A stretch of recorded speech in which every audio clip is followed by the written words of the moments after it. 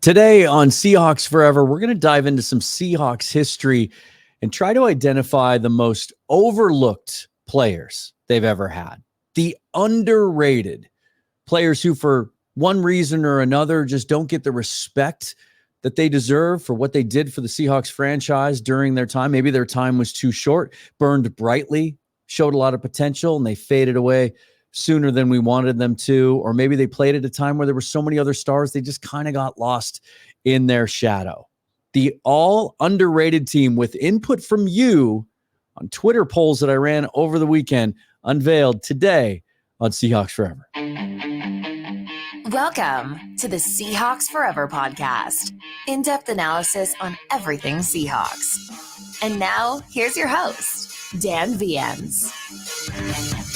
This one's going to be fun. Leading you into the holiday weekend, July 3rd today. Hope you have some fun plans lined up.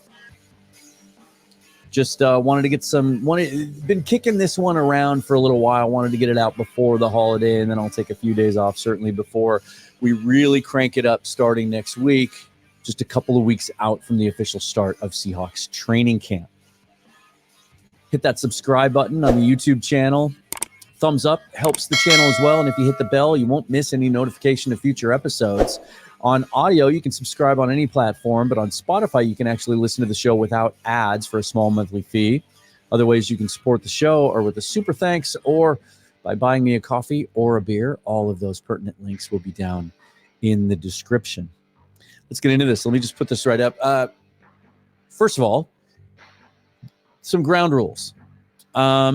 I went through position by position and posted polls on Twitter at Seahawks Forever for all of this. And for the most part, in fact, I think in every case, actually, went with what the public wanted, what you guys decided, and tried to pick 3 to 4 when there needed to be 4 names in the poll for each position that I thought kind of got lost in the shuffle over time. Now, a lot of you came back with suggestions, and there was a lot of interplay on Twitter with some names that led me to believe that there was a misunderstanding about what the word underrated means. I got some people coming back at me with like some of the greatest players. You didn't mention John L. Williams. Well, John L. Williams is one of the great players in Seahawks history. And if you want to see that discussion, again, if you haven't checked it out yet, I was on the Hawk Zone Rundown podcast with Ryan and Bryce last week, and we did an all-time team. That's different. Now, there is one example. I think there's 2 examples, actually, of names that are going to be on this underrated team that also made first or second team on that all-time team we discussed. That can happen. A guy can be one of the all-time great players at his position in Seahawks history, but also be a little bit underrated. So let's get into that. Let me put this up here. So let's just start at the quarterback position. This one, right out of the gate, might be one of the most fascinating things to discuss.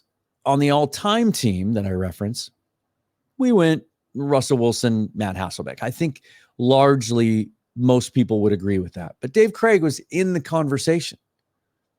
Like his career numbers still to this day hold up. He is, to this day, he's 27th on the all-time NFL passing yards list, 26,132 yards, 27th all-time. That's pretty remarkable. 3rd leading passer in Seahawks history, 195 touchdowns, is 2nd all-time on the list. His QB record was 70-49. I think that's what he was known for, and he led the Seahawks, of course, to their first playoff appearance and playoff win. Took them all the way to the then AFC Championship game, where they lost to the Oakland Raiders that year, or were they the LA Raiders that year?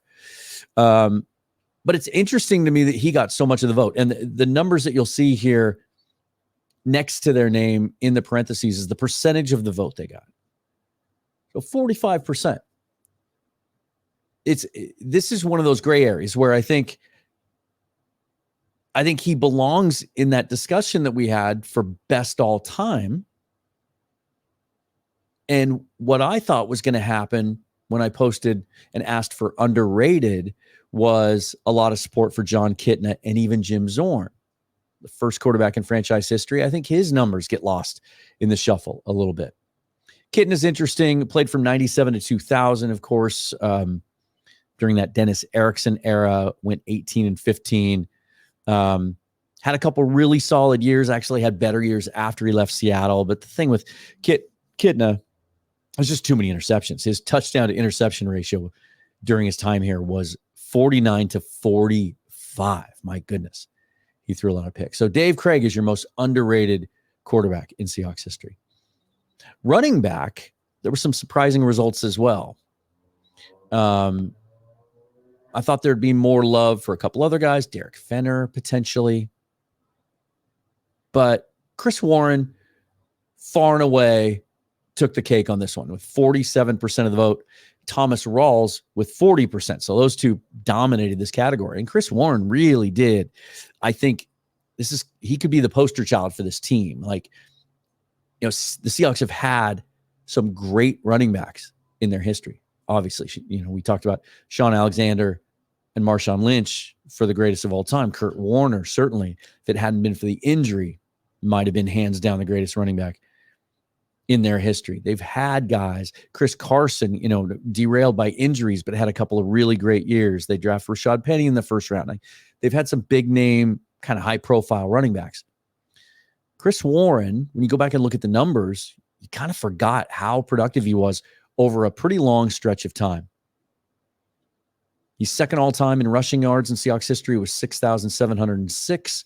Played 8 years with the Seahawks from 90 to 97. Had 4 consecutive seasons of over 1,000 rushing yards, and caught a bunch of balls too. Caught almost 200 passes, 194 for 1,342.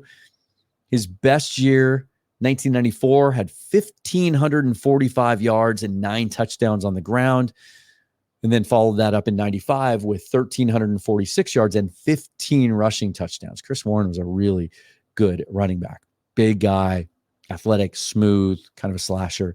And Thomas Rawls got so much support here, which is remarkable because of how short you talk about a guy who burned bright for a moment, never had a 1,000-yard season, never really had the opportunity. Only rushed for 1,336 yards from 2015 to 2017. His rookie year, though, he showed off some electric dynamic upside. That season, Marshawn Lynch had a hamstring injury, missed some games, gave some opportunities to Rawls as a rookie undrafted free agent, 830 yards rushing that year with 4 touchdowns. And I'll never forget the game he had at Cincinnati, week 5. It was a 27-20 loss. 23 touches, 169 yards, and a touchdown. The touchdown was a 69-yarder. I wish I looked back on NFL Plus. They had the game replays, but they didn't have all 22, so I can't show it to you. I think on the touchdown run, he displayed some of this ability. His ability to cut back and stop on a dime and cut at extreme angles and change direction for a guy who was short but stocky and muscular was really remarkable. And I thought borderline elite.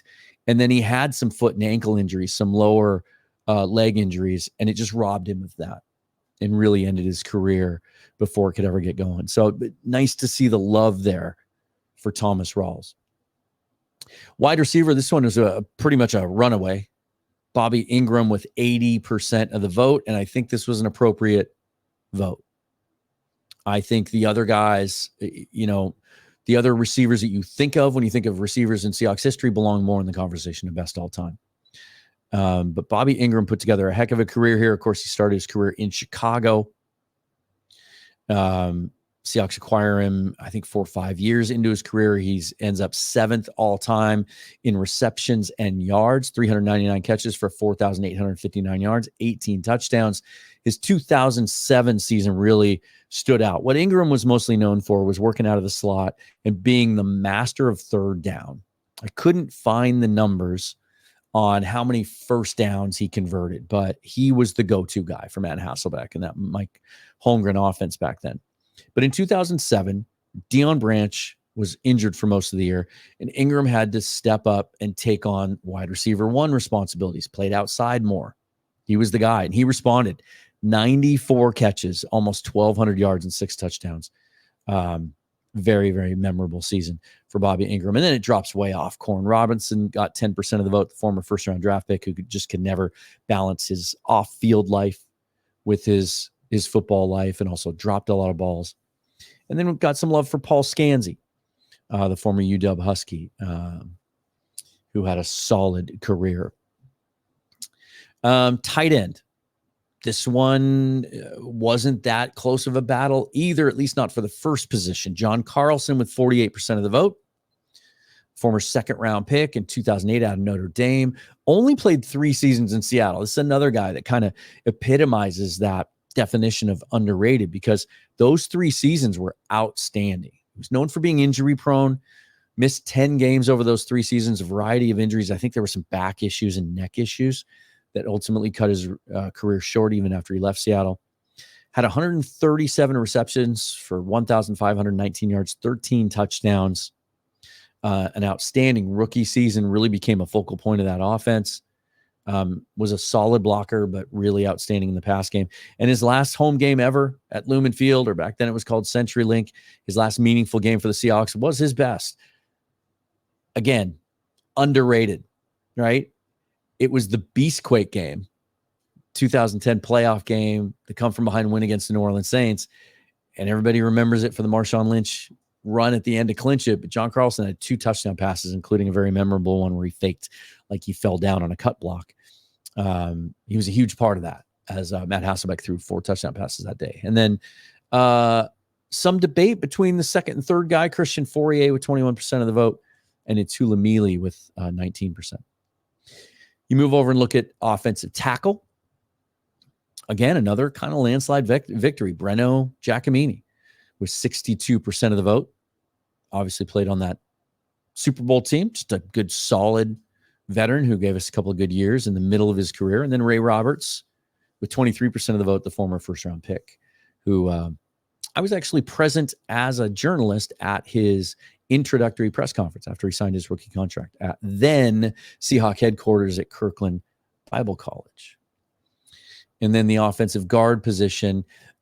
This is one where I talked about in the intro that this and center, as you can see, these guys were also involved. They were on the list of the all-time team.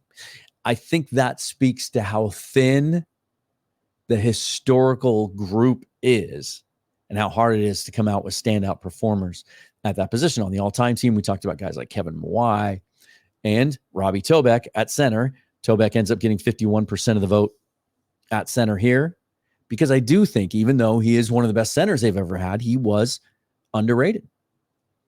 Played, it didn't join the Seahawks till his age 30 season, then spent 6 seasons with the Seahawks, or 5 seasons after 6 seasons in Atlanta. Sorry. Grabbed the starting spot in 2001. So he's a big part of that offensive line with Walter Jones, Steve Hutchinson. That's why he gets overlooked.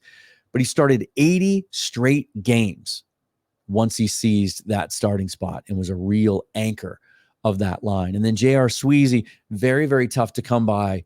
A lot of great guards after Steve Hutchinson in Seahawks history. There were some other guys, Edwin Bailey, some high draft picks. But Sweezy ends up getting the underrated tag here as well, which I think is fitting also. 7th-round draft pick, played defensive line in college. He was one of Tom Cable's better success stories, converting to offensive line, gets 48.5% of the votes, started 49 games over those 4 years, and then came back and went left for Atlanta for a year, came back again in 2018, started 15 games on the other side at left guard at a time when they were desperate for someone to hold down that left guard spot at the time. So I thought that was very fitting. And then Chris Gray, another guy that was on that all-time discussion, but got 36% of the vote. Those 2 guys pretty much dominating this. Also on that same offensive line with Robbie Tobeck and Hutch and those guys. And then Sean Locklear at right tackle. Another guy who would be in the discussion here for offensive tackle, just didn't get enough votes. Then we go over to the defensive side of the ball, and there were some closer battles here. And I think this goes back to the discussion on the all-time team. There's just more talent historically on the defensive side of the ball. So some of these discussions are a little bit tighter. Look at the defensive tackle spot. only 10 percentage points separating the top 3 guys in this category. Ends up going to Tony McDaniel with 31% of the vote. Sam Adams garnered 26% of the vote. And then 21% for Rocky Bernard, kind of an honorable mention there. Tony McDaniel, there was a long line of kind of veteran, under the radar signings at defensive tackle during those Pete Carroll years. And McDonald was one of them. Al Woods certainly was another one. Alan Branch was another one. They did a really nice job, Quentin Jefferson, with guys kind of in their late 20s, later in their career, that didn't command big free agent dollars, sort of under the radar, close to camp signings. And McDaniel really personified that. Didn't join Seattle till he was 28 years old after 7 years in Jacksonville and Miami. 2013 to 14 was a key member of that Super Bowl defensive line. Didn't get to the quarterback much, only 2 sacks during his time here, but that wasn't his game. He was big, tall, long. He's a run stuffer. Started 39 of 48 games, 126 combined tackles, just a really steady presence in the middle of that defensive line. And Sam Adams, the former first-round draft pick, 8th overall in 1994. How quickly we forget. Big Sam Adams, 350 pounds of him. I remember it looked like he had no neck, like his helmet just sat on top of his shoulder pads. Started 66 out of 89 games over 6 years, 214 combined tackles, 23 sacks, had a little sneaky pass rush repertoire there. Had a career-high 7 sacks in 1997. Went on to play 8 more years after leaving the Seahawks. Had a really solid career. Defensive end, Red Bryant. Runaway winner here, 62% of the vote. And I think that's fitting because finishing number 2 is Michael Sinclair with 27.5. Sinclair was in the all-time team. I mean, one of the better quarterback rushers the Seahawks had, just wasn't here very long, then left in free agency for Baltimore, and continued his career, had a fine career in Baltimore as well. But Bryant really fits that underrated tag. It's a 4th rounder in 2008. Big dude, didn't get after the passer much, just 3.5 sacks in the Seahawks career. 6 seasons here from 2008 to 2013. He was a starter on that Super Bowl team. Some people forget Michael Bennett, Cliff Averill, 2 of the all-time greats, were actually rotational players on that roster. He had 55 starts in his career, 120 combined tackles, and that very memorable fumble return touchdown in 2011. It's rare you see a guy that big rumbling and stumbling towards the end zone and scoring a touchdown. Outside linebacker, and these outside linebacker, inside linebacker get a little tricky because the Seahawks, over their history, have kind of flip-flopped back and forth between some 3-4 and 4-3 concepts. But outside linebacker, this one was cool because on the all-time team, he kind of finished just on the outside looking in that discussion we had. So Anthony Simmons, the runaway winner here at outside linebacker with 48% of the vote. The 15th overall pick in the 1998 draft out of Clemson, played his entire 7-year career here in Seattle. You don't see that much anymore. 87 games, 591 combined tackles, 10 sacks, 39 tackles for loss, 6 forced fumbles. Just a very, very solid player. And then Terry Wooden played 7 of his 9 seasons in Seattle after being a 2nd-round pick. You see, this is a recurring theme. A lot of 2nd-round picks end up on this roster. Wooden fought some injuries, kind of held him back at times over his first 3 years, ended up with 625 combined tackles and 10 sacks in 7 seasons. Inside linebacker, Fred Young with 49% of the vote. Got some discussion for the all-time team. 3rd rounder in 84. You remember his first couple of years of his career, just played special teams. Didn't get a lot of time at inside linebacker. Didn't start any games as a rookie, but made the Pro Bowl and the All-Pro team as a gunner, as a kick cover guy, and an outstanding special teams player. And that earned him, that effort and that production earned him opportunities in his next couple of years at inside linebacker. Ended up, where are we at here? Made the Pro Bowl all 4 years in Seattle, ended up making it as a linebacker, was first-team All-Pro in 1987, racked up 18 sacks over those 3 years, and then a contract dispute, ends up being traded to the Colts for 2 first-round draft picks at the time. Didn't amount to much. Andy Heck the next season was a solid tackle for the Seahawks, a guy that could have got some discussion for this. And then who can forget defensive end Ray Agnew? So didn't really turn those 2 first-round picks into any foundational pieces, but Fred Young's light certainly burned bright during his time here in Seattle. And then a couple of guys that I'm really glad they got a little bit of recognition. Greg Gaines, 27% of the vote. Played his entire 7-year career in Seattle. Epitome of just a really solid guy. Was never going to be a star, but dependable.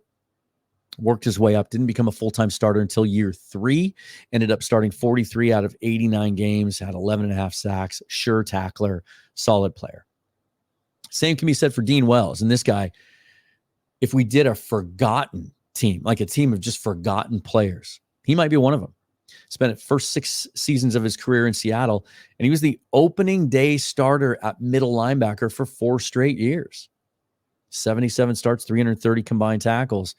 And right after that 4-year run of being their full-time starting middle linebacker is when the Seahawks really went into sort of a black hole at the middle linebacker position. There were 7-8 years there during the Holmgren area where they were bringing in, Levon Kirkland and Godfrey. It was like every year they just signed some veteran middle linebacker at the end of his career to be a 1-year stopgap.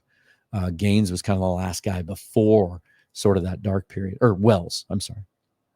Cornerback Ken Lucas, hands down, ran away with this one. 62% of the vote. Second rounder in 2001, another second rounder. Spent 4 seasons here from 2001 to 2004, 11 interceptions, and 263 tackles in those 4 years. Battled some injuries. Spent 4 years in Carolina after leaving Seattle. I think he signed a pretty solid free agent contract when he left, but came back in 2009. I had honestly forgotten all about this when I was putting notes together for all this. Came back in 2009 and played 6 games before finally retiring. And then Dwayne Harper and Terry Taylor, a couple other guys that were really intriguing talents that kind of get forgotten, finishing with 17% and 11% of the vote, respectively. At safety, hands down free safety, it was Ken Hamlin running away with it with 68% of the vote. Another second rounder, 2003. Spent 4 seasons in Seattle. We remember the hammer, Ken Hamlin, how hard he hit. Gosh, who was it? I'm trying to remember the receiver's name. I think it was for the New Orleans Saints where he came across the middle and Hamlin came up and hit him in a hit that probably wouldn't be legal today, but knocked his helmet off. Outstanding physical player.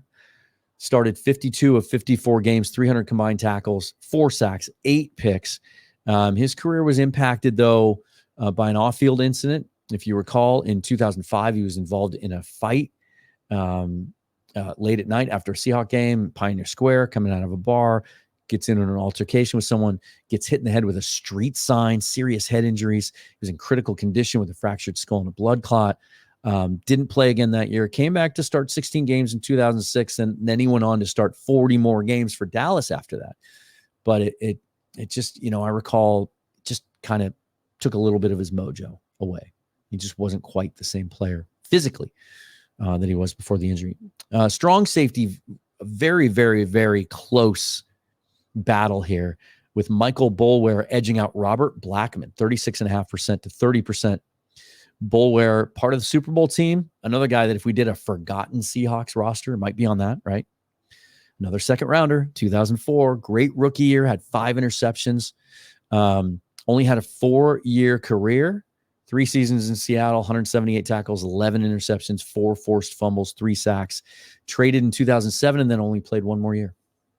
And Robert Blackman right there with him also. Guess what round he was drafted in? Second round. 1990. Second rounders tend to get overlooked, I guess. 7 of his 9 years in Seattle, 96, 96 starts in 106 games, 477 combined tackles, 6.5 sacks, 15 interceptions. Another guy that really epitomizes kind of what we're looking for on this team. Like, Seahawks fans wouldn't mention Robert Blackman first when you start talking about historical safeties. And then the specialists, there's some fun stuff here. Josh Brown with 51% of the vote at kicker, 7th round draft pick in 2003. We remember just the way he played the game, how he ran down and made tackles on the kickoff team, including one where he hits a guy like full speed, like as he's going out of bounds, comes up and flexes, gives us the biceps, and outstanding athlete. Kicker position, wasn't afraid to mix it up. Spent 5 years in Seattle. He's their 6th all-time leading scorer, 5th in field goals made, and he was especially good on deep kicks. 13 of 22 from 50 plus, including that memorable game winner versus Dallas, one of the most memorable kicks in Seahawks history, 2005, against the Dallas Cowboys on a rainy day at CenturyLink Field, when for some inexplicable reason with the lead, the Cowboys decided to throw the football. Jordan Babineau steps inside of a sideline, an out route from Drew Bledsoe, returns it 25 yards, gives Brown a chance to kick a long field goal as time expires, has to sprint out on the field, makes the field goal. Went on to play 9 more years for 3 other teams before retiring in 2016. Had some off-field issues there. Was also very, very accurate on extra points. 99.6% on extra points in his Seattle career, although back then it was a shorter kick. Punter was close. Jeff Fiegels with 46% of the vote. I listed Rick Tootin there because I thought he deserved a mention at 38% of the vote. And what was remarkable about these two guys is their statistics in almost every category were close to identical. And I almost went with Tootin on this one and overruled the vote, but then I dug into the numbers. And what wins it for Fiegels is how good he was inside the 20. Tootin with 26.5% of kicks down inside the 20. Fiegels was 34.5%. Not the best in Seahawks history. John Ryan at 35.8%, and your current Seahawks punter, Michael Dixon, at 42.3%, which is an insane number. But that's really where Fiegels excelled, and it's what won him this battle with Rick Tootin. And then kick returner I thought was fascinating. I thought there'd be a lot of votes for Steve Broussard and even Chris Warren, who people may forget, returned a lot of kicks as a big running back. But I love how this vote turned out. I ended up listing Tyler Lockett in the poll kind of as a throwaway. And then it occurred to me that he's certainly one of the all-time great receivers the Seahawks have ever had. But do people really remember how good of a returner he was? Well, apparently they do, because he got 64% of the vote. His first 5 years in Seattle, he returned kicks and punts. He was their primary kick and punt returner. 1,078 career punt return yards, is second all-time with a touchdown. 3,188 yards on kickoff returns, 4th all-time. Has a long of 105 yards. Has 2 kick returns for a touchdown. Stopped returning kicks in 2020. Had 1 punt return in each of 21 and 22. So those days are behind him. But really, really love that he got some love there. I really like that. What do you guys think of the team? Anyone that you think we missed? I did want to mention this on defensive end. I did have one person mention Michael McCrary, which I thought there's a discussion to be had there. He had the one good year in Seattle, and he left as a free agent and really had his better years elsewhere. But I thought y'all did a really nice job. I thought for the most part, these were spot on. So what do you all think?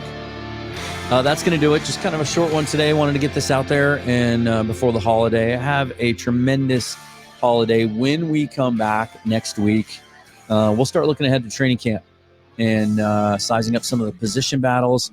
And as I teased on the last show, I've got some really, really great guests that have never been on the show before, that you are all going to recognize and love, and that you helped me get access to because of the growth of the channel. So love your support. Thank you so much for that. Please remember to subscribe and support the show in any way you can.